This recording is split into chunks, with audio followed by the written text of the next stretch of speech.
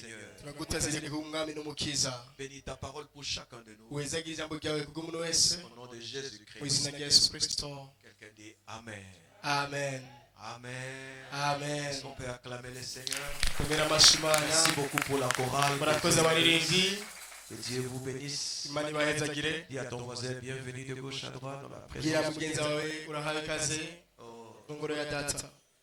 Ton voisin n'a pas été gentil envers toi. Il n'a pas voulu te dire bienvenue. Tourne de voisin de l'autre côté, dis-le bienvenue dans la présence de Dieu. Et laissez-moi souhaiter le bienvenue à ceux qui sont dehors là-bas. Que Dieu vous bénisse. Content de vous avoir ce matin dans la présence du Père. Que c'est merveilleux venir adorer le Seigneur. Que c'est merveilleux de glorifier Dieu et d'écouter sa parole. Quelqu'un dit Amen. Vous savez, j'ai une autre conception de l'église au temps actuel. Depuis très longtemps, presque toutes les églises dans le monde entier ont mis beaucoup d'accent. On a beaucoup prêché sur ça. L'église est un hôpital.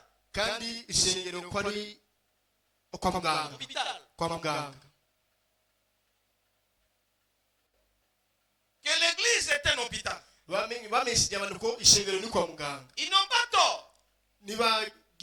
Mais ils ont seulement exagéré. Au point que quand tout le monde vient à l'église, il vient pour chercher des choses. Or, l'église n'est pas seulement un hôpital. Il est aussi un endroit pour se ressourcer. Pour un véhicule, quand le carburant s'épuise, il va dans la pompe essence pour se ravitailler et pour continuer le chemin. Et l'église ne te guérit pas seulement, mais ça te ravitaille pour que tu continues. Non pas seulement te ravitailler. L'église est une école. Elle t'enseigne pour ce que tu dois devenir demain. Non pas simplement une école. L'église aussi est un garage pour te réparer, pour te modifier. Et j'ai pris ce matin que Dieu puisse modifier quelqu'un ici.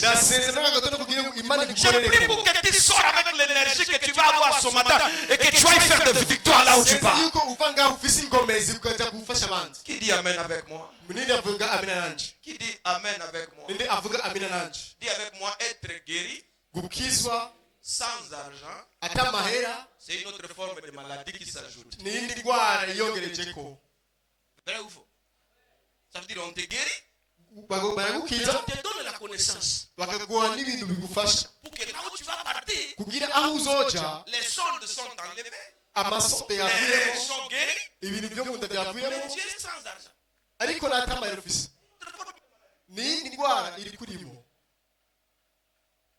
Que ça ne soit jamais ton partage.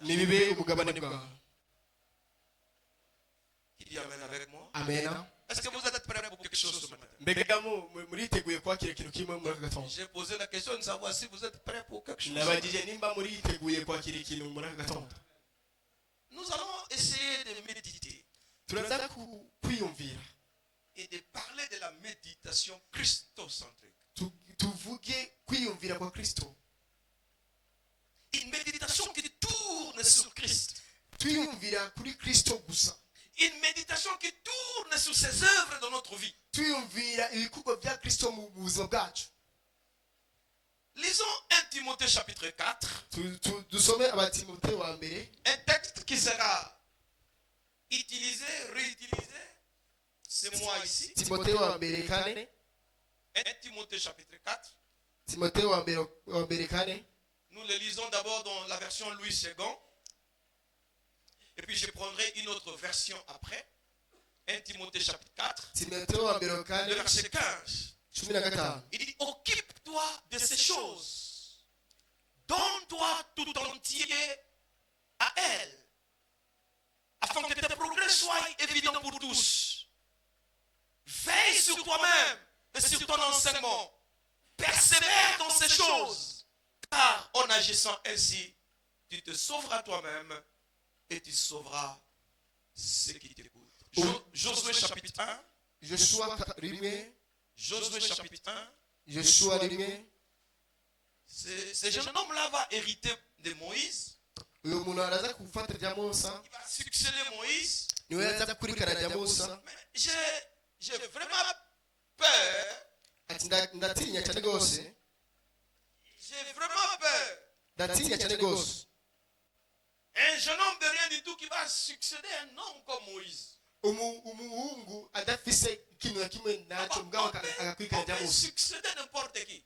urashobora gufata Mais umuntu uwo ari we wese succéder Moïse. ariko Musa Moïse a séparé la mer Rouge. Musa yagabanije Moïse a fait face à Pharaon. yagwanye na Farayo Moïse n'a pas d'argent. Moïse n'amahera yarafise Mais il va aller confronter Pharaon qui a plus de ressources que lui. ajya kubona na Farawo afise amahera C'est menshi comme si on prenait un jeune homme qui vient de Bugarama et il va aller faire face aux Américains.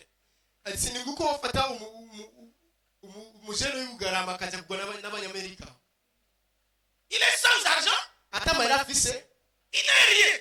nta na kimwe Mais il va confronter Pharaon. ariko akajya kugona na Farawo Et il dit à Pharaon, Pharaon, laisse le peuple aller. akamubwira Farawo ati reka bane banje bagende Pharaon va le ridiculiser. Farawo aza kumusuzugura uyu ni ninde C'est qui celui-ci? uyu ni ninde Pharaon a négligé la personne qui allait le défier.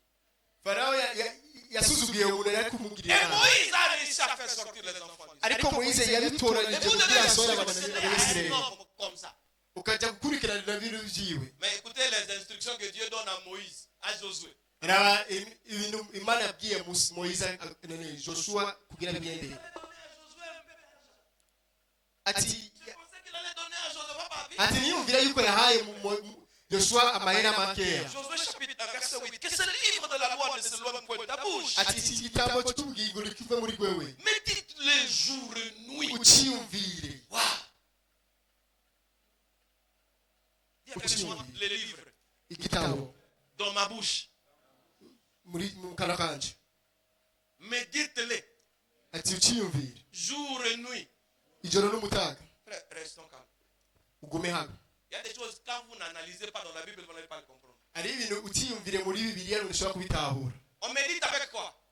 mbega wiyumvira niki Come on. Avec méditer, c'est quoi? kwiyumvira niki Naturellement. mu bisanzwe Naturellement. Méditer, c'est quoi?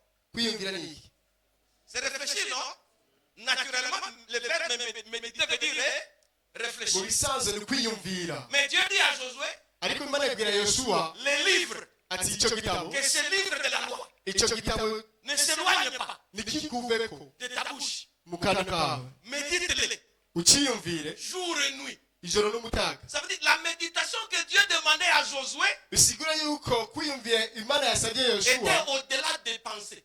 byari birengeye La ibyiyumviro méditation byacu que Dieu demandait à Josué ibyiyumviro imana yari yasabye c'était Yosuwa une méditation qui passe par la bouche. yari ibyiyumviro bica mu kanwa kacu Méditer biyumvire avec la bouche. mu kanwa Pose-moi la question comment? gute C'est le message de ce matin. niyo jambo Dis avec ry'umuntu moi, on médite avec la bouche. tuyumvira n'akanwa Dis ça encore à ton voisin, médite avec ta bouche. ni kwiyumvira n'akanwa Dis-le encore, la bouche remplie du livre. akanwa kacu kiyujujwe n'ijambo Pas des livrets, du livre. n'ijambo hapana amajambo y'ijambo Jomo, il est déjà kitabu. akanwa kuzuye igitabo Munoko etondi buku. akanwa kacu kuzuye igitabo La bouche akanwa pleine du livre. cyuzuye igitabo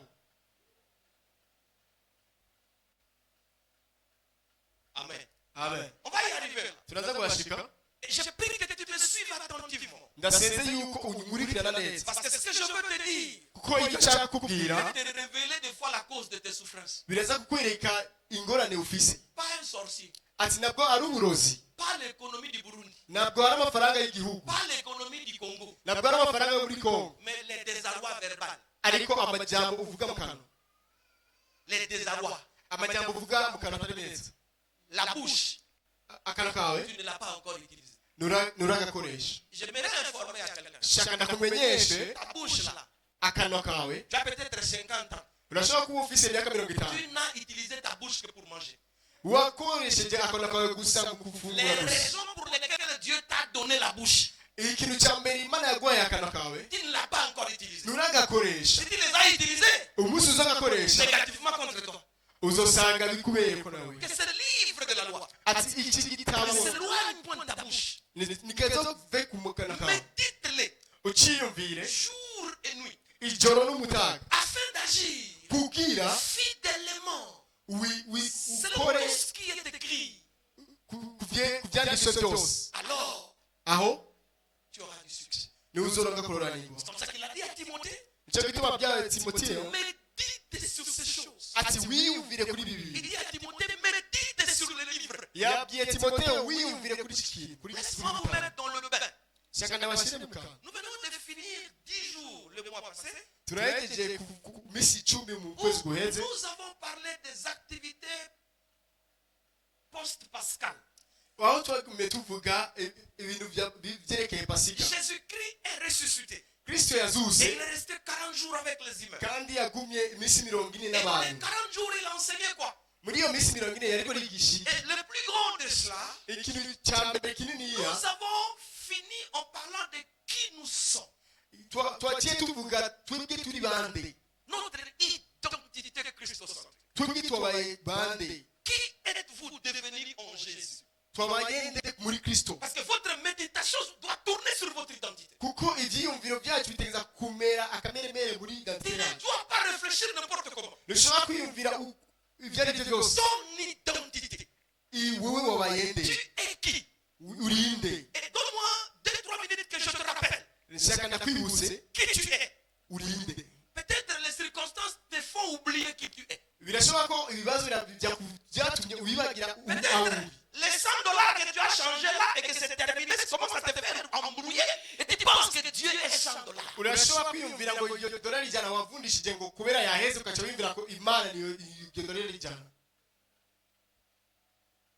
Écoute, umviriza écoute. umviriza La divinité n'est pas égale à l'argent. ubumana buri muri wewe ntibungana n'amahera La divinité est supérieure à l'argent. ubumana busumba amahera Et je vous informe, ndabamenyeshe auprès de Dieu, imbere y'imana l'argent n'existe pas. imbere y'imana amahera n'abaho Il n'en a pas. Et il n'en utilisera pas. kandi nazo Et yakoresha il n'en utilise pas. kandi n'amahera Le akoresha Dieu des cieux, imana yo mu ijuru les francs, wewe amahera Les dollars. amadolari les euros, amayero il n'a pas. nayo afise L'argent Amahera. n'est pas créé par Dieu. ntabwo yaremwe Il est n'imana créé par les humains. amahera yaremwe n'abantu Et Dieu, imana son argent, amahera yiwe c'est sa parole. ni ijambo ryiwe N'avez-vous pas entendu? nimwigeze mwumviriza Dieu n'achète pas avec l'argent. imana ntabwo igura n'amahera Dieu ne guérit pas avec le médicament. imana ntabwo ikiza ni Qui dit Amen avec moi? amen Qui dit Amen avec moi? amen Et je vais te montrer l'argent de Dieu tout de suite. nshaka kwereka amahera y'imana muri uyu mwanya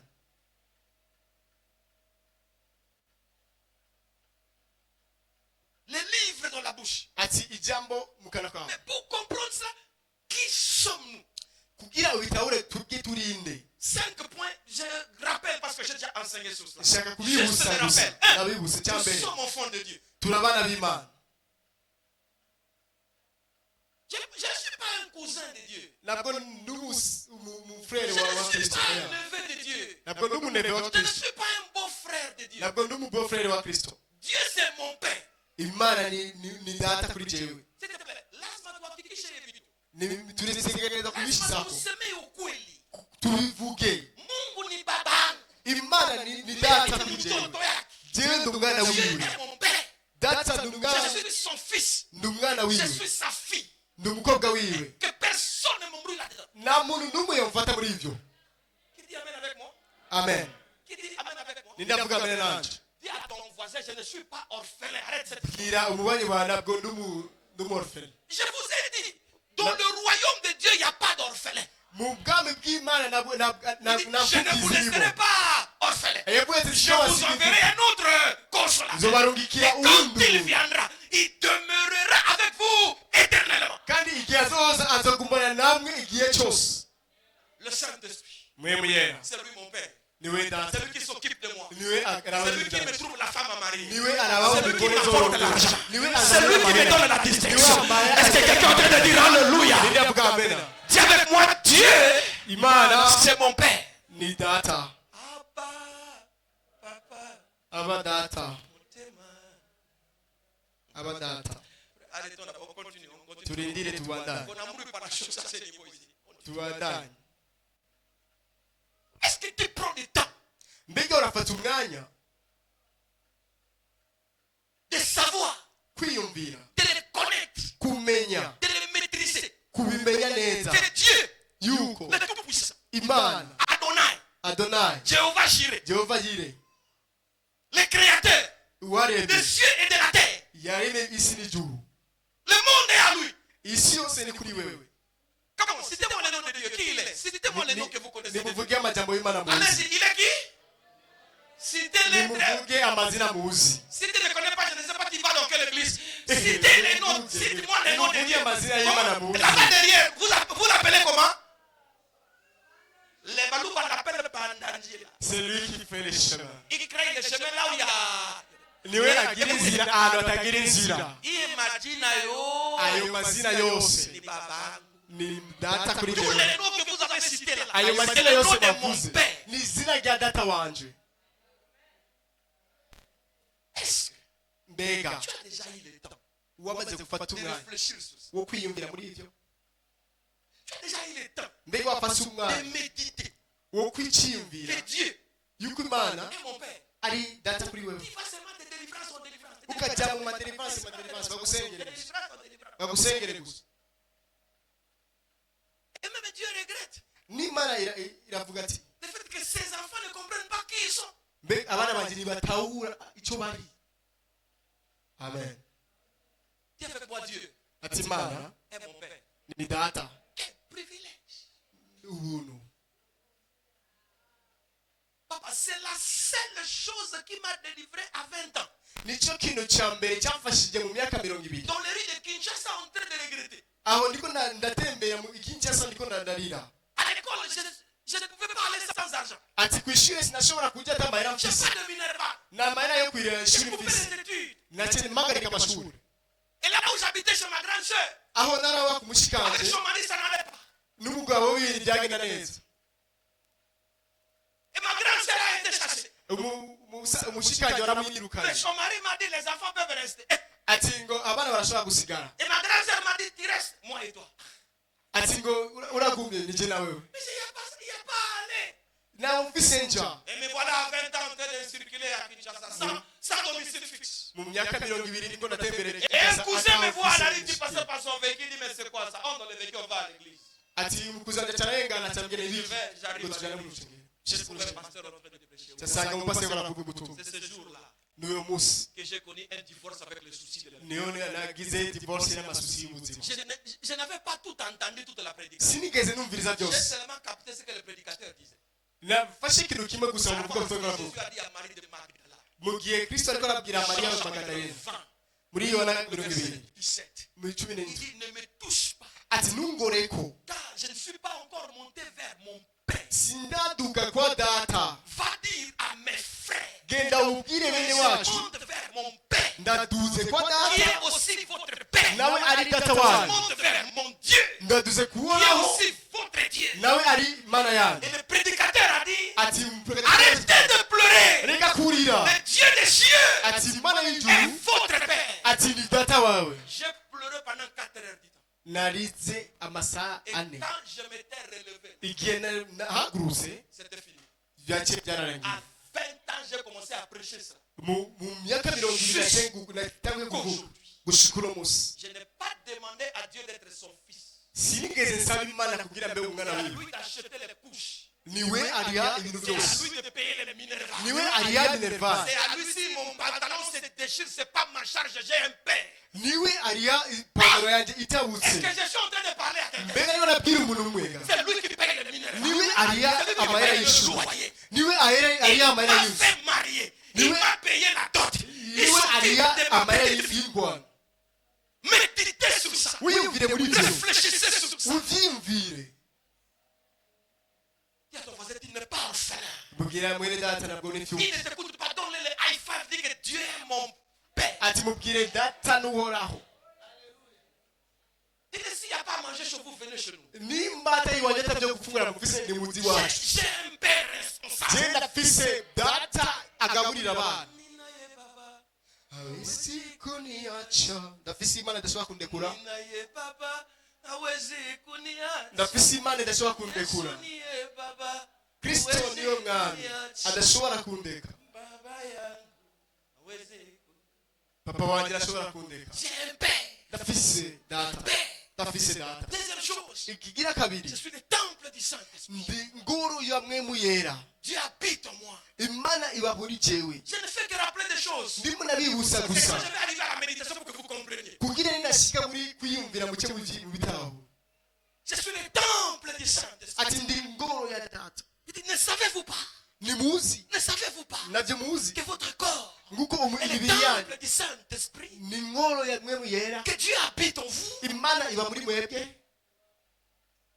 C'est ma hallelujah. haleluya Ambia rafiki yako Mungu anakaa kwangu Bwana. ati bwira mwengenzi wawe imana iba kuri jewe Ba anakaa kwangu. ibi wanje Kama nyumba yangu ni matope, atakaa pale na matope. nimba inzu yanjye n'ibyondo azobamo uko nyene Si je vis dans la saleté, Dieu habitera avec moi dans la saleté. Et comme il est pur, la saleté disparaîtra. nimba aba mu nzu yanjye irimo ibyondo azobigira neza Papa, quand Dieu vient chez toi, ne lui demande pas l'argent. Il sait.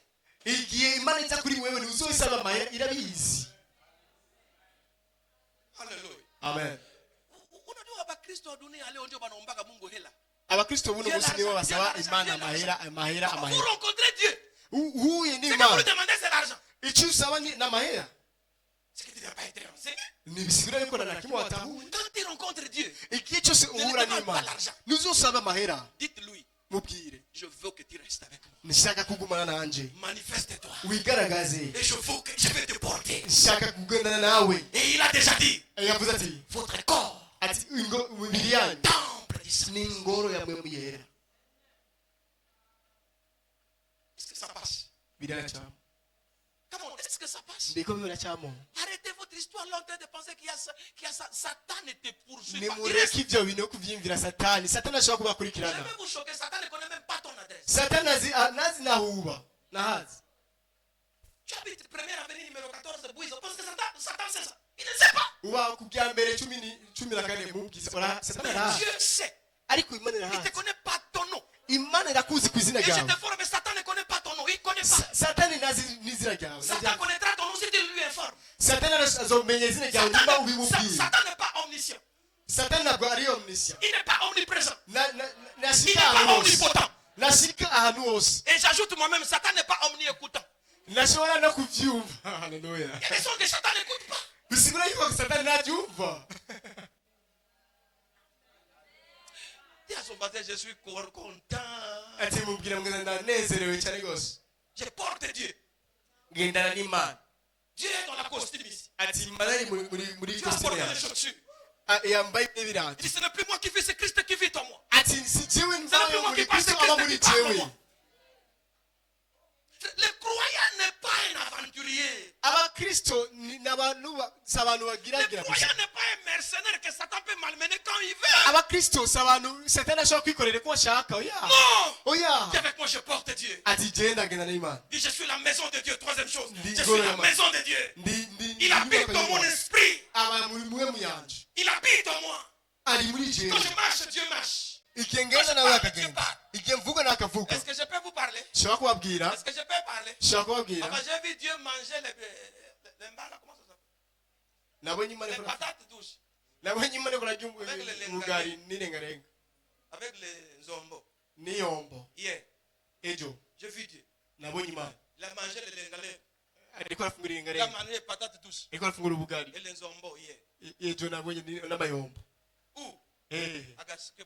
agasekebuye muri La gasekebuye bénie Zobé numéro 5. haleluya iwanje J'ai vu Dieu en train de manger. nabonye imana ariko arafungura ivyo bintu Heureusement, la bénie comment? gute Mais on a mangé ensemble, il est chez moi. ari muri jewe twafungure hamwe Papa, là où il est, ahari c'est là où tu es. niho Là où tu es, c'est aho là où il est. niho Nous iri sommes un. muri kumwe haleluya haleluya Papa, umva si je vais à l'hôpital, ningiye mu bitaro c'est pour te dire bonjour. nikukubwira bonjour Et si la santé dérange, nimba bitameze neza je vais demander à Dieu s'il peut accepter d'être hospitalisé. Alors moi, je vais t'attendre à eux.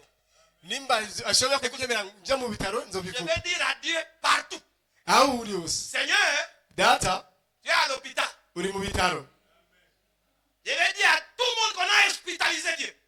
ndaza kubwira abantu bose ko imana iri mu bitaro Écoutez, si tu arrives à l'hôpital, igihe cyose ashika mu parce que bitaro Dieu veut par toi délivrer tout cet hôpital. ni kubera kristo ashaka kuca muri wewe kugira akize ibitaro byose Écoutez, tu portes Dieu. uri ufise imana Tu as la maison de Dieu. uri ngoro ya data Et Dieu est fier kandi data irabyishimiye d'avoir Cap comme maison. kuba na wewe kumwe ingoro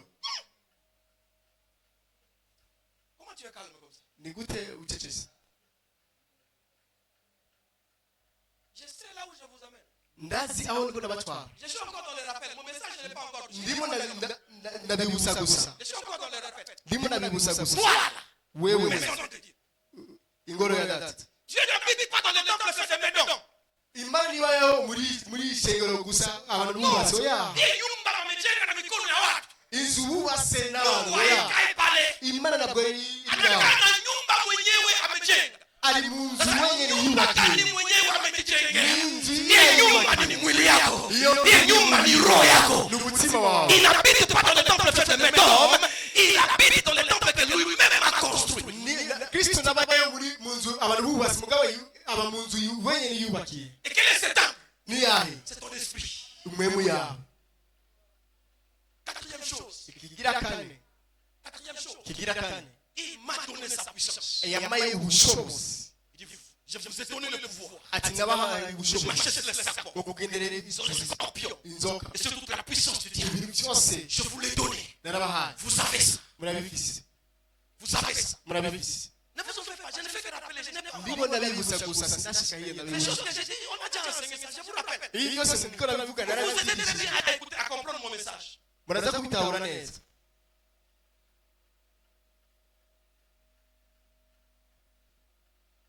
Il m'a donné le pouvoir. yaramaye Il m'a ubushobozi donné son pouvoir. yaramaye Comme ubushobozi ça, on a chanté. Nous avons Jésus. icyo turimo twaririmbe dufise kristo dufise emmanuel Son pouvoir. dufise ubushobozi bwiwe Nous avons sa puissance. dufise ubushobozi bwiwe Comme Satan. satani turavuga yarananiwe turagize turananira amadayimoni mu izina rya yesu kristo dufise kristo dufise na emmanuel dufise ububasha dufise n'ingomezi reka turirimba aleluya ririmba aleluya turirimba aleluya aleluya Nous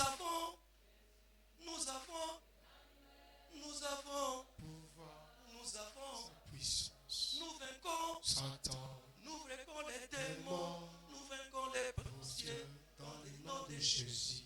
On n'a pas dit, ntibavuze nous essayons. ngo tugerageze Écoutez, umvirize ne passez pas trop de temps avec Satan. ntugire umwanya munini C'est na un satani esprit vaincu. ni umuntu yaraneshejwe Passez du temps à celui qui l'a vaincu. gira umwana mu mwanya munini n'umuntu yamunesheje aleluya Vous ne cherchez pas ses pouvoirs. nimuzorondera ibyo Vous murabifise Qui dit aleluya Qui dit Amen avec moi? amen S'il vous plaît, enfants de Dieu, umviriza bene data arrêtez d'avoir peur. mureke kugira ubwoba Vous avez tout murafise byose pour vaincre dans ce monde. kugira muneshe Vous muri avez isi tout murafise pour byose triompher dans ce monde. kugira mujye kure muri isi Tout vous a été donné. ibintu byose mwarabihawe Vous êtes Christ. wewe na kristo Vous êtes devenus un seul arbre, ni muri kintu kimwe un seul esprit. mufise mwemu imwe Vous avez une seule vie. mufise ubuzima bumwe Maintenant, là, aho rero c'est tout ce que je viens de dire ici. ibintu byose niko navuga Ce sont des choses ni byo bintu que Paul disait à Timothée, Pawulo ariko arabwira timoteyo médite sur ces choses. ubyiyumvireko Médite sur le fait que tu es enfant de Dieu. ubyiyumvire yuko uri umwana w'Imana Médite sur le fait que tu es le temple du Saint. wiyumvire yuko uri ingoro ya data Médite sur le fait que tu as le pouvoir. wiyumvire mu gihe yuko ufise ubushobozi. Qui dit Amen avec moi? Amen. Qui dit Amen avec moi? Amen. Écoutez ça. Un prédicateur prêche. umuvugabutumwa twaravuga ubutumwa Et il arrive dans Matthieu chapitre 8. ageze muri Matayo 8 Jésus-Christ dans la maison de Pierre. Kristo mu nzu ya Il a trouvé la Petero belle-mère de Pierre qui était malade. Kristo Il a trouvé la belle-mère de Pierre qui était malade. yasaze umumama wa Il umugore l'a wa Petero touché, il l'a yararwaye touché par la main. La fièvre l'a quitté. acaramukora La ko dame se arakira leva. uyu mugore Elle a arahaguruka commencé à servir Christ. acaragenda Et akorera la Bible dit, Kristo on amena tous les autres malades. acarazana abantu bose Au barwaye de Jésus-Christ, imbere ya Kristo Jésus les guérit. arabakiza Et on explique pourquoi il les a guéris. abaca bavuga Il les igituma a yabakijije guéris yabakijije afin d'accomplir kugira ashize la parole qui dit ijambo rivuga ati il a pris yatoye byose nos maladies indwara zose et il s'est chargé yihaye aux infirmités. yihaye byose Come on, il a pris quoi? yafashe iki Je ne vous entends pas. Il a pris quoi? yatoye iki Je ne t'entends pas encore. Il a pris quoi? yatoye iki Qui croit à ça? ntidabyizeye S'il a pris ça, nimba yatoye ibyo vous restez avec quoi? musigaranye iki Et après que ce prédicateur commence à prêcher, ati uyu muvuga tuwe kakavuga il y avait une dame uyu mumama qui avait de myome. yari afise Pendant 20 ans, ibikomere il lui mu empêchait d'accoucher.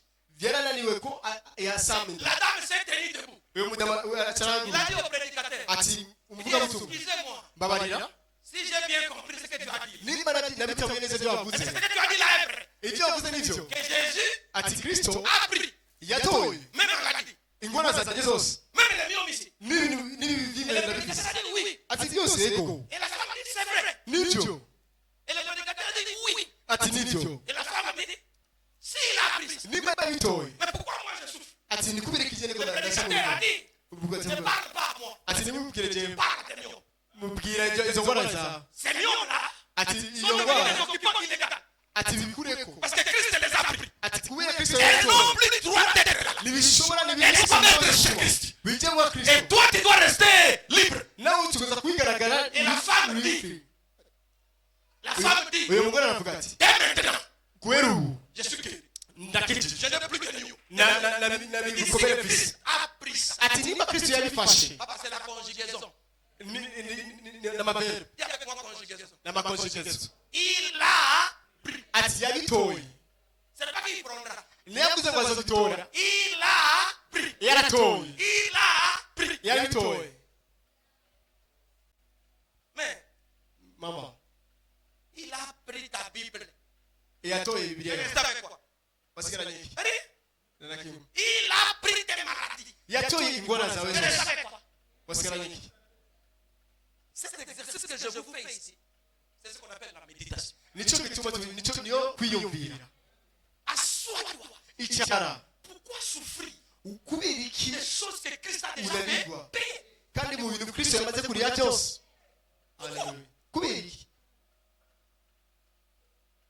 Pourquoi? kubera iki Pourquoi reprendre ce que Christ a déjà pris? kubera iki utora ibintu Kristo yamaze gutora Réfléchis, wiyumvire médite ubyiyumvire sur ces choses. wiyumvire kuri ibyo bintu Donne-toi tout entier en elle. witange muri Afin byose que tes progrès soient évidents. kugira utere uca imbere Qui dit Amen avec moi? nindavugana Dis nawe avec moi méditation.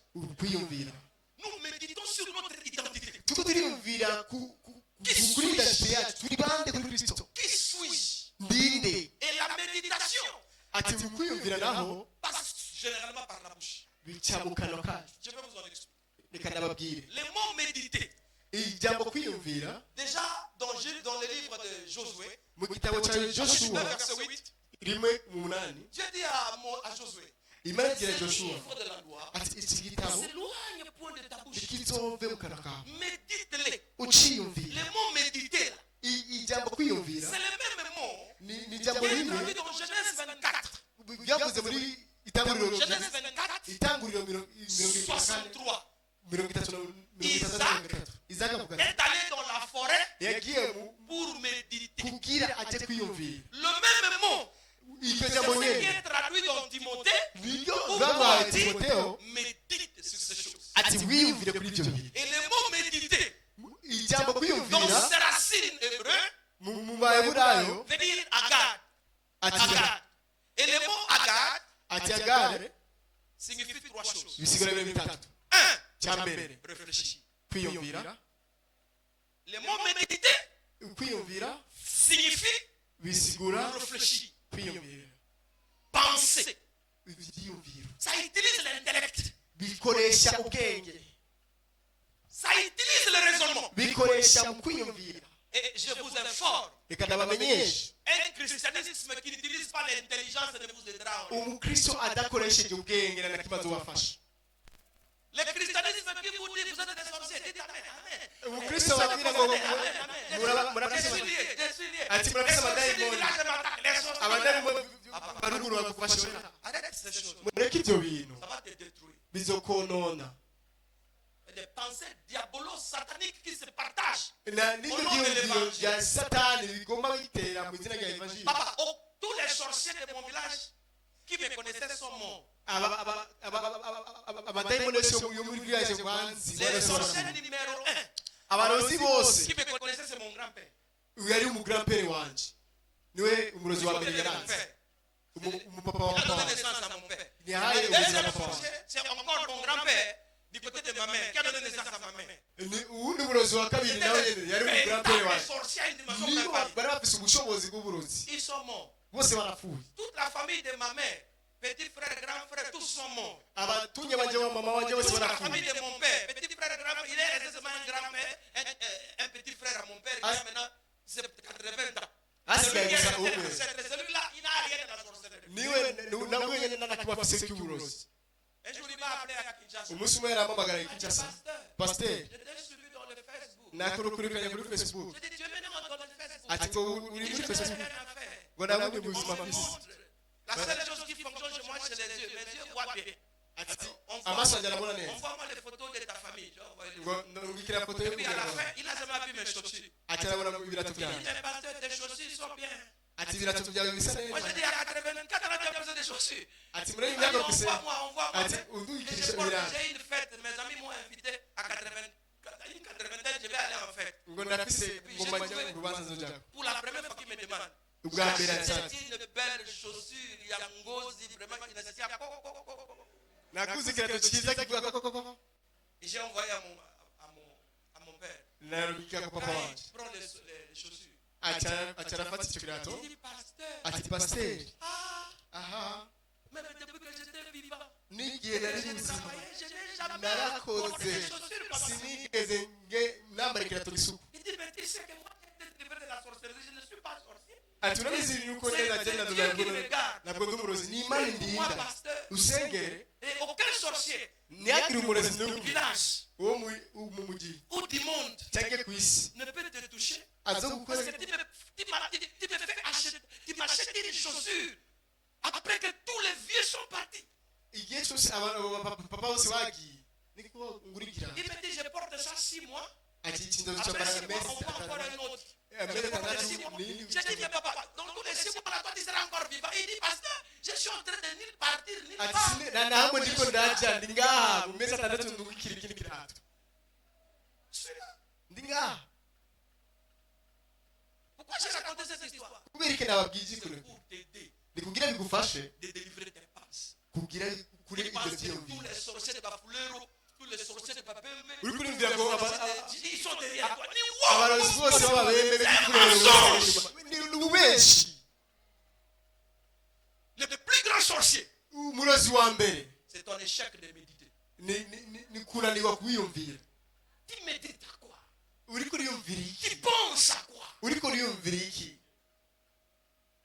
Qu'est-ce qui résonne en toi? n'icyayi kiri mu mutwe Qu'est-ce qui wawe défile dans tes nerfs? n'icyayi kiri mu mutwe wawe Allô? hello Là-bas derrière, ça passe. iyo inyuma bigenda neza Écoutez, umviriza écoutez, umviriza écoutez. umviriza Aucun sorcier nta murozi n'umwe n'a le pouvoir d'annuler un billet d'avion. afise ubushobozi bwo kufuta Aucun ibyo y'indege sorcier nta murozi n'umwe n'a le pouvoir de diminuer le carburant dans le véhicule. afise ubushobozi bwo kugabanya igitoro mu muduga wawe C'est vous qui donnez aux sorciers le pouvoir. ni mwebwe muha abarozi Pourquoi ubushobozi kubera vous iki voulez réfléchir négativement? muko muriyumvira Voilà ukutari pourquoi la Bible déclare bibiliya ivuga que tout ati ce qui est bon, ikintu que cyose tout ce qui est cyiza honorable, ikintu cyose que kigiye tout ce qui icyubahiro est louable, ikintu cyose que gitanga tout ce qui est icyubahiro digne d'approbation ikintu cyose soit cyiza l'objet de vos pensées. uciyumvire Si tu penses à un mariage de souffrance, tu vas souffrir plus que le mariage. nimba wiyumvira mariage y'ingorane uzogira ingorane gusa Si tu penses que le Burundi c'est de l'enfer pour toi, je te conseille déjà après culte de quitter. nimba wiyumvira yuko Burundi ni kwa satani kuri wewe Parce que tu ndagwana ne peux ubugenge pas être plus fort que ce que tu penses. ntushobora kuba kure y'ivyumviro byawe L'homme est le résultat de ses pensées. umuntu ni nyinshi y'ivyumviro bye Méditer ses pensées. wiyumvira iki Méditer, c'est réfléchir. wiyumvira iki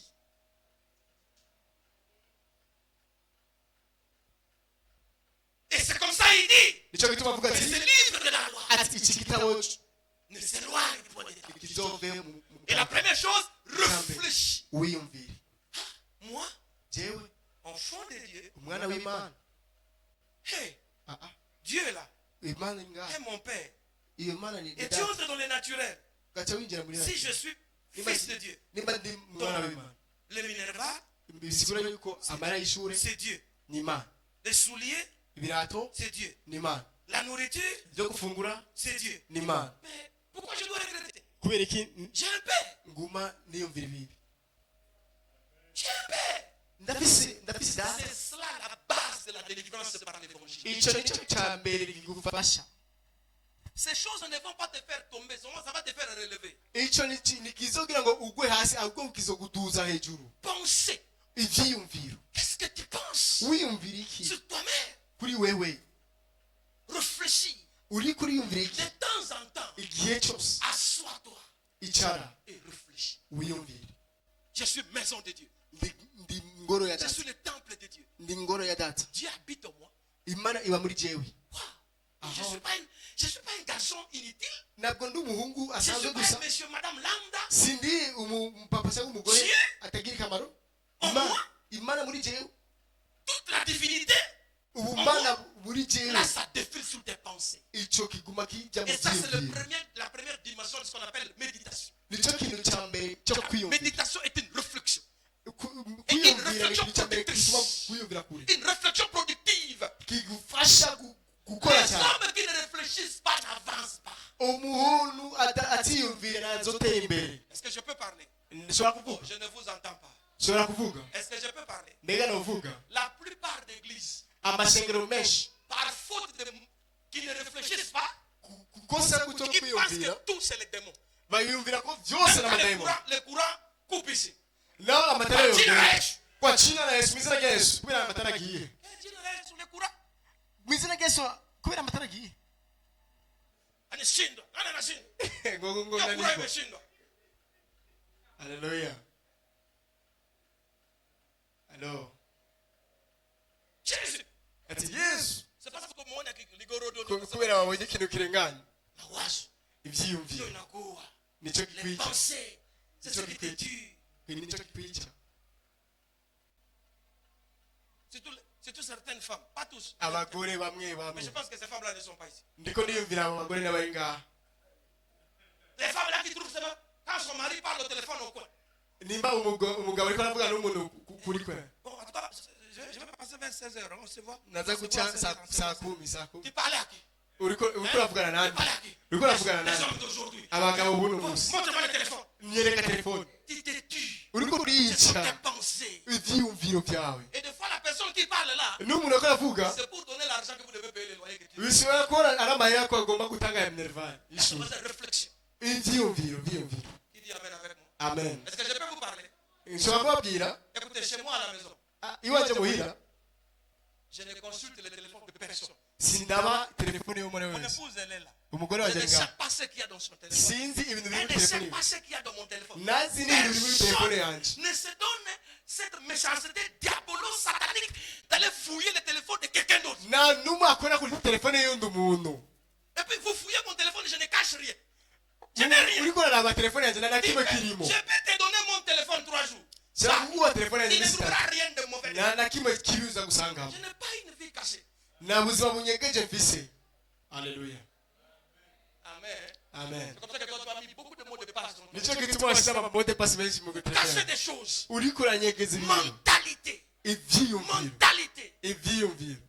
Et à la fin, quand ça ne marche pas, Ico gihe bitagenda neza. Satan ameshindwa. Setani ngo Il yananiwe. n'y a pas de Shetani. Il Ni n'y a pas nta musatani nimwe arimo n'ivyiyumviro avec bibi. mon Père. Data. Au nom de Jésus, Mu izina rya Yesu Kristo. délivre-moi des pensées. Nguremo mu Donne-moi la grâce de méditer kugira niyumvire. correctement ce qui est bon, ce qui est agréable, ce qui est louable, ce qui est digne d'approbation. Que cela soit l'objet de mes pensées. Amen. Qui dit Amen avec moi? Amen. Avant de quitter cet endroit-là, Igihe mva muri ako kantu papa, même la bénédiction, n'umugisha Dieu ne peut pas te donner Imana ishaka quelque chose kuguha que tu n'as jamais pensé. Jamais. ibintu utigeze wiyumvira. Oya. Jamais. Oya. Tu vas seulement voir les véhicules. Uraza kubona gusa umuduga Les frères. ati yo Il a acheté ce véhicule-là. yaguze ubwe muduga Il doit être dans les loges. ashobora kuba Donc, yagize pourquoi l'argent, c'est amangetengete les loges? kuri wewe amayera ni kugira nabi. En fait, c'est pas les loges que tu attaques. Ntabwo ari kugira Tu es nabi seulement kwiyumvira. jaloux. Urafise Du véhicule du frère. Dis avec moi, jaloux. Dis Seigneur, Ufise umutima mubi. délivre-moi. ati data fasha. Mon frère, laissez-moi vous dire. Reka nababwire N'importe qui ubu ni uwari we peut wese accéder à n'importe quel luxe dans le monde. niwe ashobora Sans toucher par les fétiches. atigeze akora ku bintu La bitameze tête neza. de l'homme, c'est plus que la magie. Umutwe w'umuntu Le cerveau de birasumba l'homme, kwiyumvira. c'est un circuit intégré que beaucoup ne comprennent pas. ni ibintu byinshi abantu benshi badatahura. Papa Aubin ne peut pas se rappeler. papa ubera ashobora Vous kubyiyumvira. voyez, quand j'ai lancé mes magazines en 2020, igihe natanze amamagazine yanjye je suis venu prêcher là, c'est vous-même qui m'avez invité aussi. Mais Prêcher j'ai- à l'ombre de l'éternel là, avec les professionnels. Il y a une maman qui était touchée par des choses que j'ai dit. ari umumama umwe yakozwe ko icyo gihe Elle a pris une magazine. acarafata magazine imwe J'ai demandé à papa, puis tu me dis non, on les connaît. Elle a ati pas ngo parlé. mureka atore agende. Papa, les jours suivants, umunsi w'ira kabiri papa me dit, pasteur, ujya mu maradiyo j'avais un compte M-Pesa. urafise ngo Moi, konte j'ai dit, je mpesa vais vous envoyer. Je ndakurungikira. pensais qu'il allait m'envoyer 10 000 francs. nariko niyumvira ngo bashobora $10 kunungikira ati $20 pour le magazine. Papa, la maman envoie $1,200 acarabikira ngo igihumbi n'amajana abiri pour un y'amadolari petit magazine de 24 pages. kubera magazine Et y'imirongo quand je l'ai ibiri. regardé, j'ai dit, mon Dieu, Dieu me dit, ati Imana irambwira, l'intelligence de l'homme, ça dépasse Satan. ubwiyumvire by'umuntu Mais pour la bisumba satani. plupart des cas, abantu benshi nous jetons notre intelligence, turabita kure nous donnons à Satan la suprématie. tukaca tuha satani umwanya. Haleluya. Yes. Et avec moi, je suis intelligent. ndafise ubwenge Fanya kama unaamini. ndafise ubwenge Fanya kama unajiamini ya Bwana. ndafise ubwenge Ça le mindi mais là. ndafise ubwenge Fais ça très vite, dis je suis intelligent. ndafise ubwenge. Je dis celui qui me rencontre. umuntu azohura nanjye Ah, moi je te réponds. araza kumenya ingene niyumvira. Qui dit amen avec moi? Amen. Papa, moi je suis un homme extrêmement intelligent. je ndi umuntu ndafise C'est ubwenge ce que cyane je rwose suis. ndazi icyo nzi. Ma tête vaut des millions. umutwe wanje usuma mu mariyoni. C'est comme ça que je ne peux pas donner à quelqu'un ma tête pour me payer à la fin du mois. Il va me payer. nicyo gituma sishobora guha umuntu ubwenge bwanje ngo andihe ku kwezi. Oya, ayo ndiha ngaha Tu vas me payer combien? iyo ndiha ngaha Parce que moi, ma tête peut me payer même $1,200 par seconde. kuko umutwe wanje urashobora kundira igihumbi n'amajana abiri Pourquoi j'ai cy'amadolari. dit ça? Te pousser à réfléchir. kubera ndabivuze kuko bigufashe kwiyumvira. Tu es fils de Dieu. uri umwana w'Imana. Dieu va laisser ses enfants à la rue. Imana yashyize Dieu va laisser ses enfants malades. Imana Sans yashyize être guéris. abantu barwaye Dis avec moi, c'est fini. ati biraheze. Oh, j'ai pas dit, dis ça très bien, c'est fini. bivuga ati biraheze Dis avec moi, au nom de Jésus. mu izina rya Yesu Kristo. Le Seigneur Mana ne peut pas ntashobora commencer gutangura le business de mensonge à mon niveau. kubeshya muri jewe. Je Oya, suis trop petit pour que Dieu mente. ndi umwana muto kugira Imana Je imbeshe. ne peux pas me ridiculiser en me mentant. Imana ntishobora kwisuzugura mu kumbesha. Un garçon de 2 ans comme moi. umuntu afise imyaka ibiri nka Je jewe. dis 2 ans parce que les 50, je ne compte pas. Je suis maintenant à 2 ans. navuga de imyaka ibiri kubera igase nkani yarenga sinayikota. Tu peux prier comme tu veux, je ne meurs pas maintenant. urashobora guseka gushaka sinzopfa bunyene Moi, jusqu'à 120 ans, on va aller. kugira ndashike n'ijana na mirongo ibiri Et à 120 ans, toujours en cravate. kandi nzoguma nambara karavati imisi yose. kigira kabiri Qu'est-ce que signifie méditation? ni gute wiyumvira Méditation, le mot agara. Agara, qu'est-ce que ça signifie? Agara Un, ni réfléchir. Deux, ça signifie. Chakabiri. Deux, ça signifie murmurer. kuvuga kwidodomba Ou bien marmotter. kwidodomba Ou bien balbutier. cyangwa kuvuga Murmurer, kwidodomba marmotter, ou bien kwidodomba balbutier. cyangwa kwidodomba Ça veut dire quoi? bisiguri Ça veut dire que vous restez calme. uriko wenyene Mais vous utuje parlez ari kuvuga à mi-voix. atajuri sohoka Qui dit par exemple? uriko aravuga ati Suivez-moi. ndaba neza Je suis au fond. Mais m'énerve pas son pays. Je suis au fond de Dieu. ndi umwana w'imana Et Dieu imana peut quitter son trône. ashobora kuva ku Pour ntebe me yiwe chercher en catastrophe. akaca ndondera cyane Tu parles comme ça à mi-voix. atari ijwi risohoka Tu racontes la parole à mi-voix. uriko uravuga ijambo ry'imana atari ijambo risohoka Elle est mon berger. imana ni umwungere wanjye ntacyo nzobona L'échec n'est pas ma part. ikibazo si iwanjye Je me suis réveillé ce matin comme ça. navyuse ngaho mu gitondo J'ai fait quelques pas. ndiko nagenda Et puis j'ai dit, ati je suis un homme en mission. ndi muri Je misiyo ne peux pas échouer. sinshobora kunanirwa Je suis un missionnaire irrésistible. ndi mu Faut que misiyoneri je passe le atananirwa résultat. Tu parles à mi-voix. uriko uravuga ugabo utavuga Tu cyane parles sur tes lèvres. uriko uravuga mu manebe yawe C'est ça méditer. ni ibyo kumedita Voilà pourquoi icyo il gituma a dit à Josué, avuga ati yesuwa les livres ati icyo gitabo dans ta bouche. mu kanwa Or, la bouche, mu akanwa c'est fait pour deux choses. ibintu bibiri Manger, gufungura deux, icya kabiri parler. kuvuga Maintenant, Dieu voulait que tu manges les papiers. ese rero imana ishaka Il ko veut uvuga que tu sois ibipapuro un herbivore. ugire ube Vous n'êtes ibipapuro pas chèvre pour manger les papiers. nibikunda nuri mene Vous kugira n'êtes pas ibipapuro aussi pour manger les papiers. ntabwo uri mene kugira ufungure ibipapuro Ça veut dire que bisigura yuko manger exclut. ufungure Dieu voulait imana ishaka que Josué ati yoshuwa devienne parleur du livre. avuga ijambo riri mu Qu'il gitabo parle le livre. avuga igitabo Qu'il parle le livre. avuga igitabo Alors que tu fais dormir. igihe wicaye kuryama Je suis le temple de Dieu. ndi mu ngoro ya kristo Je suis rempli de la gloire. ndujuje Calmement. ndiko ndavuga bukebuke C'est là qu'il y a la puissance. ni naho hari C'est là qu'il ubushobozi y a la force. ni naho hari ingomezi Dans la plupart des cas, nous avons parlé mal. kenshi tuwavuze nabi 80% nous parlons mal. kenshi tuwavuze nabi Nous parlons négativement. tuwavuze Nous nabi détruisons nos vies. tuko turirionona Écoutez, umviriza j'ai les docteurs avec moi ici. ndafise abaganga hagati yanjye Mais il y a quelques études scientifiques qui ont été prouvées. hariya ibintu bya santifike On byavuze a ati même fait byakozwe que le cancer ati kanseri est guéri par les paroles. ikizwa n'amajambo Car les paroles ati amajambo libèrent la force. agaragaza ubushobozi Les paroles amajambo libèrent la puissance. agaragaza ubushobozi Quand tu te parles toi-même, igihe uri kurivuga wenyine après avoir réfléchi à la tête, mu gihe uri kuriyumvira mu mutwe tu laisses la tête ugadirika et tu prends la bouche. ugafata Tu commences à te parler. akantu ugatangura kuvuga Je suis la tête et non la queue. ati Aucun malheur ne m'arrivera. nta Ici, kibazo dans cette ville de nakumisashikira Bujumbura, muri iki je suis la gisagara cya tête et non Bujumbura la queue. Je ne manquerai de rien. La grâce nzokenda m'accompagne. ubuntu Est-ce burangendeye que je suis en train de parler à quelqu'un? ubuntu burangendeye Dis avec moi, je marche avec Dieu. Dieu est avec moi. Il est en moi. Il est dans moi. Nous sommes ensemble. Quand je passe, Dieu passe. Quand je parle, Dieu parle. Quand je mange, Dieu mange. Moi et Dieu, jena n'imana nous sommes un. turi ikintu kimwe Et quand tu parles comme ça, igihe uravuga tu uko parles toi-même. urimo urivuga wenyine Toi-même. wenyine aleluya Et c'est cela le secret du royaume. niyo ibanga ry'ubushobozi C'est parler soi-même. kwivuga wenyine Écoutez, David dit. dawidi aravuga ati David dit. papa dawidi aravuga Mon âme ati umushaka bénis l'éternel. Imbazi uhoraho. Et tout ce qui est en kiri muri moi. cye Bénisse son saint nom. wezagire izina Qui ryawe parle comme ça? David. David. Il parle à qui? À son âme. ariko arabwira umushaka wiwe Donc c'est l'esprit David qui parle à l'âme David. ati ni umwe mu ya davidi iko aravuga mu mushaka wa davidi J'appelle ça le principe de l'auto-encouragement christocentrique. ndavuga ati ni imwe mu yo kwiyokuraja muri kristo wenyine Ilendisa yomoko ujipe nguvu. uri kuriha ingomezi Ngoe wenyine mutu. aleluya Ujiseme mwenyewe. uri kurivuga Je suis wenyine fort. ati ndafise C'est la ubushobozi vigueur de Dieu. ndafise Qui ubushobozi dit amen avec moi. amen amen Et c'est ce dont Dieu voulait dire à Josué, maman. nivyo imana ashaka kubwira yoshuwa Et c'est ce qui nous a gardés ici. nicyo cyatumye turi ngaha no munsi Je rappelais un jeune homme, niko nabwira umuhungu umwe Jean-Claude. jean claude niko Je namubwira le rappelais hier. namwibukije jo On habitait ici.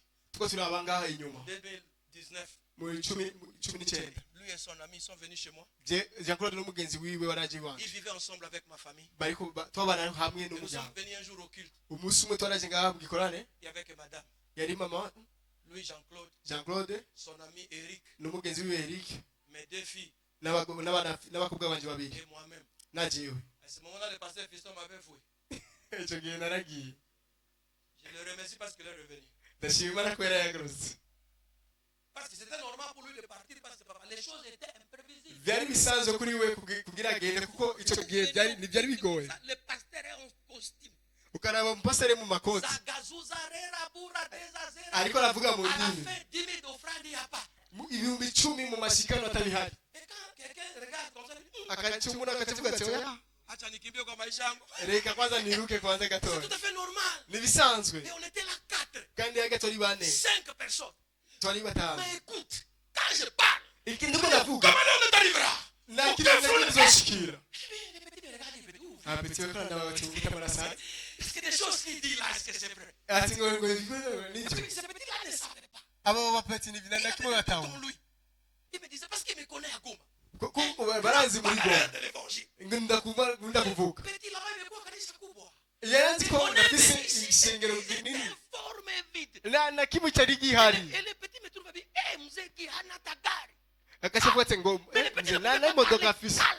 Mais quand on arrive ici, Igihe dushise ngaho proclame la turaguma tuvuga amajambo. Comment on arrivera? L'éternel est mon berger. Ati mwana ni kumwe nanje. Il faut rentrer à la maison. Il y a beaucoup d'enjeux à tafuta sasa. Ico gihe utashe muhira yama ibintu byinshi muhira. Parle. Ukavuga. Ta bouche Akano kawe. est une machine de fabrication de Ni catastrophes. kintu kigaragaza kufabrika. Dieu t'a donné une bouche. Imana yaguhaye You akanwa can chat your coche. kugira ukore Tu neza. peux réparer des irréparables. Urashobora gukora Tu peux ouvrir les portes que les hommes ont fermées. urashobora kugurira Tu peux imiryango ouvrir les abantu portes de barugara. ta propre maternité. Urashobora Tu peux kwigaragaza chasser la maladie, la maladie peut partir. urashobora Dis avec moi, médite sur ces choses. Yumvire muri ibyo bintu. Pasteur, merci beaucoup. Ati pastor akoze cyane. Quand tu étais en train d'enseigner le mercredi, Igihe wakoresha kwa gatatu je me suis dit, l'évangile, il faut le vivre. navuga ati imvuga butumwa ifo kubibamo. Voyez les corps ici. Arabona uyu mubiri Ma bouche akakano m'a guéri. yarangijije. Demandez à cette dame. Uri bazo y'umugore. Des fois, moi, j'oublie. Igihe ari C'est elle qui rappelle. niwe abivuga. Quand elle pose la question, donne-moi l'argent, elle a dit, je n'ai pas. Il dit, on ne dit pas ça. Ati ngo gihe kisambaza mahera ngo Onde atamahera nuvuga ibyo. L'éternel est mon berger. Ati Imana ni umwungere Je wawe. manquerai de rien. Ntacyo nzokera. Or, l'argent m'accompagne. Amahera n'amafaranga bitapuna. Gebu. Que ça ne soit pas la chanson. Nibi Que ça gusa soit ce que tu indirimbo. parles. Bibi ibintu Quand tu te uvuga. réveilles, Igihe cyose tu vas uyatura. au miroir Imbere y'ikirore ukavuga. et tu te dis, Ati ukavuga ati. quel bel homme. Ati yewe umuhungu mwiza. Il dit, tu n'as encore rien vu. Na turabona. Tu n'as encore rien vu. Na turabona. Frère, tu n'as encore rien vu. Na Vous turabona. n'avez encore rien vu. Ntacyo Le murabona. monde nous a été donné. Isi barayidwaye. Le monde n'y a pas banque. Isi ni Je ya ne peux pas data. manquer une portion de Na terre. na kimwe ndo Qui dit Amen nzokera. avec moi? Amena. Qui dit Amen avec moi? Amen. Il y a quelques, je crois que l'année passée où écoulée, je me suis fâché. Ari umwaka nigeze Et j'étais gushaka. en train de prêcher très fort à Kinshasa. Niko ndavuga cyane Kinshasa. Et la nuit, je me suis fâché. Iryo joro J'ai dit, oh Dieu, ati wo mana qu'est-ce qui se passe? nibiki Toute la terre est à toi. isi yose ni gwawe. Et tu m'as dit que tu es mon père. Wavuze ngo Et moi, je suis héritier. ati ngende Comment vous expliquez ni que gute toute la terre est à toi? ni gute wabivuga ngo Mais isi moi, yose je ni n'ai gwawe même pas un 12 sur 40. sinifese nitongo na rimwe C'est quoi ça? nibiki Pas de réponse. ati nanyishu 2 jours après, je vais prêcher. iminsi ibiri ngiye kuvuga Tu ubutumwa avais entendu ça. imana narabyumvise Et quelqu'un loin du pays, umuntu ari kure touché par le message. yakoze Il dit, n'ijambo pasteur, j'ai quelque chose à te donner. ati avuga ati ngo dapasa Quoi? ndafise Il ndaguha dit, donne-moi ton adresse et j'envoie les documents. ati ni madrasa yawe ngo ndakurukiye document Une semaine après, les documents arrivent, j'ouvre. umunsi semeni imwe Une personne acha déjà clôturée de 17 sur 20. cyasanga parcelle bamaze Je kuyubaka n'achète pas avec kagisete l'argent. sinigeze Et imana quand Dieu nikura veut acheter, imana ishaka kugura nakanwa il a créé le monde pas par la prière, par la parole. yakreye Maintenant, isi là, quand il dit méditer, ça veut dire majambo parle. ati vuga Quand il dit méditer, ça veut dire quoi? Parler. igihe kizakubwira kwiyumvira sigura ko kuvuga Dis avec moi, parle. vuga N'attends pas me parler, parle, te parler à toi. nurinde Amaro kuvuga Shakia. kuvuga C'est comme wewe ça, c'est comme ça. Aya, press on Uniombe, body uniombe, uniombe, uniombe. musengere. Tu n'as pas une bouche pour parler toi-même. Mbega nufise akantu ko kwisengera. Dis à ton voisin, donne-moi la sagesse, Père. La sagesse est La sagesse de parler. La sagesse de parler. Dis je parle. Je ne m'arrêterai jamais. Je parlerai. Le matin et le soir. Aucune maladie ne m'accompagnera. Je ne jouerai jamais. Le monde est à mon Père. Je suis héritier. Est-ce que quelqu'un peut dire Amen avec moi? Amen. Je n'entends pas. Et je me parler à un jeune homme. Écoutez, les hommes vont s'étonner de ce que Dieu va faire avec toi. Je dis, les hommes vont s'étonner de ce que Dieu va faire avec toi. Est-ce que vous êtes en train de m'écouter? Écoutez, vous qui m'écoutez ce matin, étant que l'homme de Dieu dans la maison, mandaté par l'Éternel, je vous lance comme les flèches de transformation. Je vous lance comme les flèches de transformation. Je vous lance comme les flèches de miracle. Allez-y, réussissez. Allez-y, prospérez. Vous ne jouerez jamais. Vous ne jouerez jamais.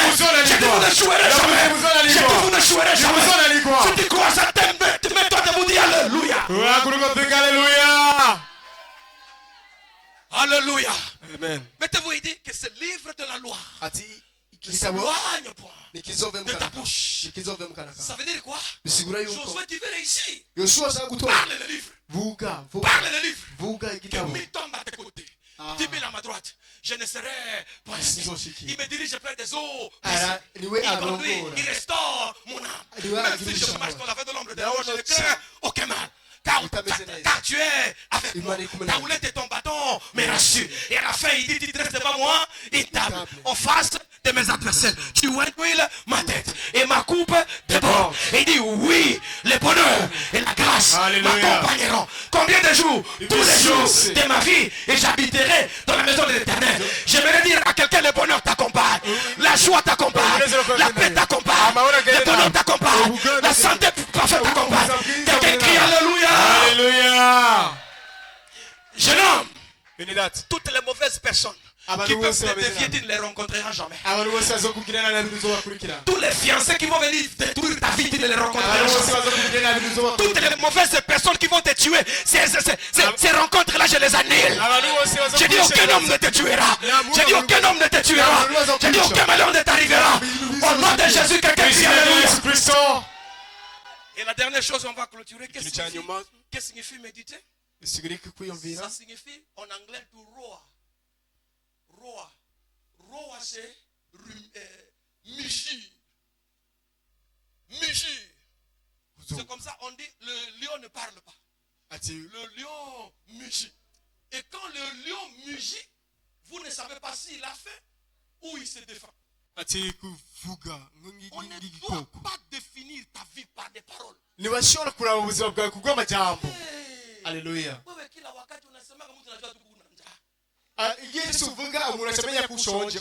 Qui parle vraiment, frère? Si je peux même avoir 2500 francs pour là. Mbega noronga 2500 kugira Tu fungure. as demandé quelqu'un 2500 francs. Ugenda gusaba ibihumbi 2,500. Tu as demandé quelqu'un avec 0,2 $. Amahera wasabye 0,00. C'est vraiment normal. Mbega Tu bisa réfléchis. bikore yumvira. Tu viens me demander 2000 francs pour je donne pas. Uje kusaba Parce que d'abord, ibihumbi toi-même, 2,500 tu ne ndaguha. t'estimes pas valeureux. Wewe nyine ntushobora kwiha agaciro. Est-ce que je peux vous parler? Nshobora kubabwira. Vraiment, l'argent a demandé quelqu'un c'est 2000. Mbega amahera gusabye kwa ibihumbi 2,000. Hein? Comment quelqu'un peut se sous-estimer? Ninde ukwisuzugura ku bihumbi 2,000 Est-ce pe. que tu demandes à quelqu'un?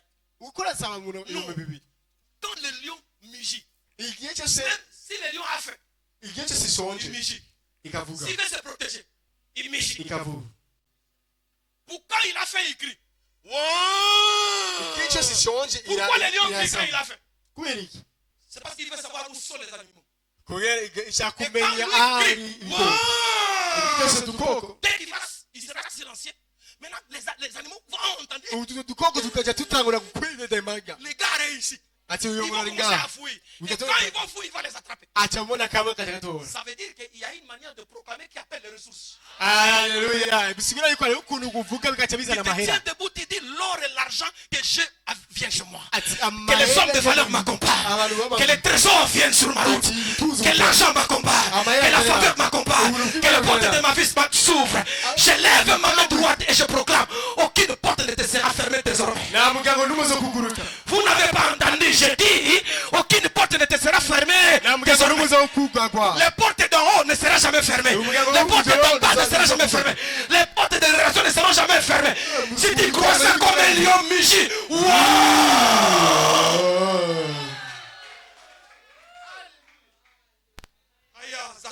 Les bras ne sont pas durs. Les bras sont à dire. Papa, j'étais à Kinshasa dernièrement. Kinshasa. Dans l'hôtel des Indiens. Et puis, la nuit, je sentais comme s'il y avait des mouvements pas trop bien. Les choses ne marchent pas. J'entends mon esprit me dire, ici c'est le mugisme. On a commencé à réfléchir et parler calmement. Et puis, Migir se parlait brutalement.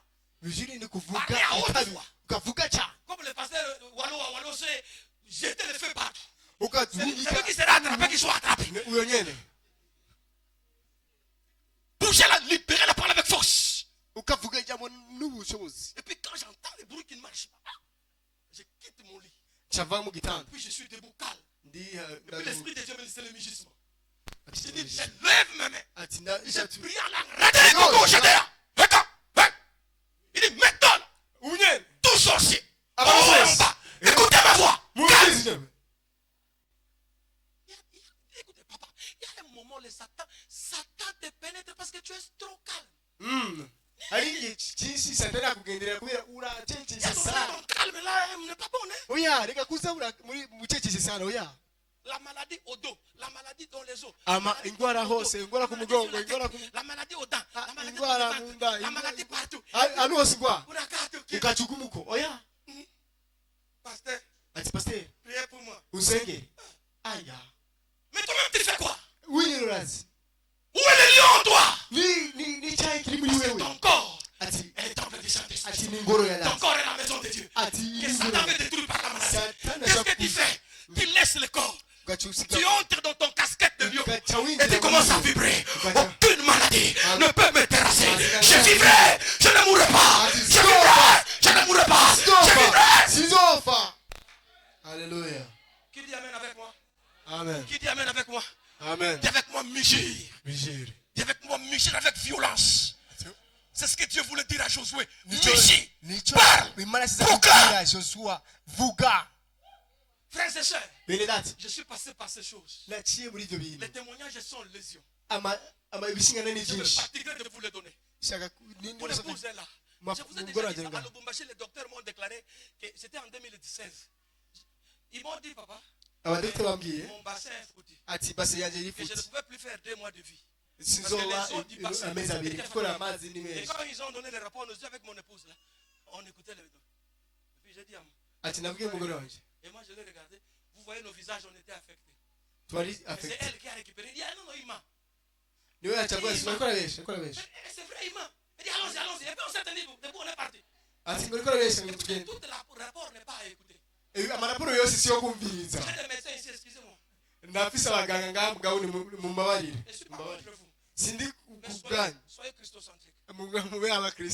Même si tu vois quelqu'un va mourir demain, ne lui dis pas. Qui ne meurt pas à cause de tes paroles. Ne lui dis même pas ce qu'il souffre de quoi. Commence à les bombarder l'évangile. Afin de donner les rapports. Papa, on est rentré à la maison. Et ça ne marchait pas. Parce que le médecin directeur là nous a appelés. Il m'a parlé à cause des rapports de son ami. Et comment la maladie elle est partie? Mugisme. J'ai fait 3 à 4 semaines de douleurs graves. Mais aujourd'hui j'ai un petit bassin solide. Je prêche du 1er janvier au 31 décembre. J'ai fait mes calculs l'année passée. Toute l'année passée, j'ai prêché 682 prédications.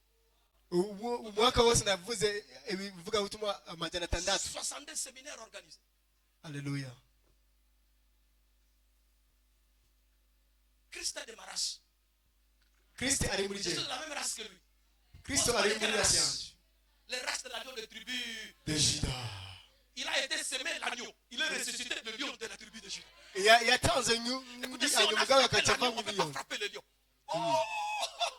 Papa, on a frappé l'agneau, on ne peut pas frapper le lion. Il dit le lion de la tribu de Juda a Alléluia. Parle comme un lion. Vuga ng'umuliro. Parle comme un lion. Vuga ng'ilion. Parle comme un lion. Vuga ng'ilion. J'étais à Mombasa. Nari Je Mombasa. rentre, c'est mon épouse, mon père propre.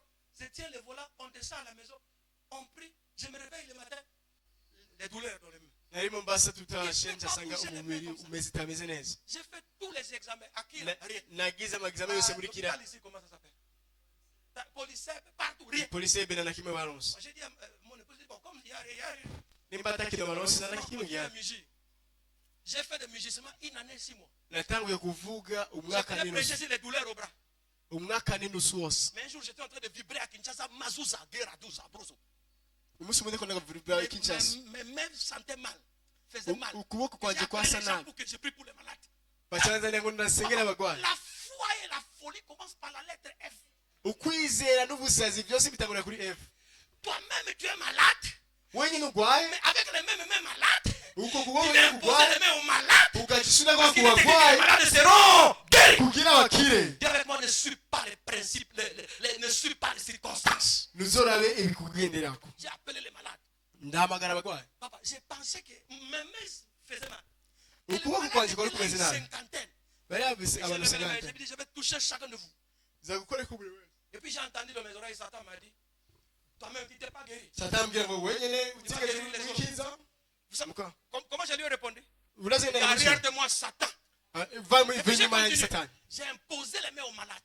Natangiye gusengera abagwayi. J'impose les gens tombaient. Et moi-même, je me tournais. Et j'ai dit, mais je ne les ai pas transmis quelque chose. Pose les mains, ils tombent. Abantu bose ntabwo bashyira Et ko maboko après, je vois baragomba. deux mamans venir. Il dit, pasteur, Ati j'ai fait pasteur 3 mois.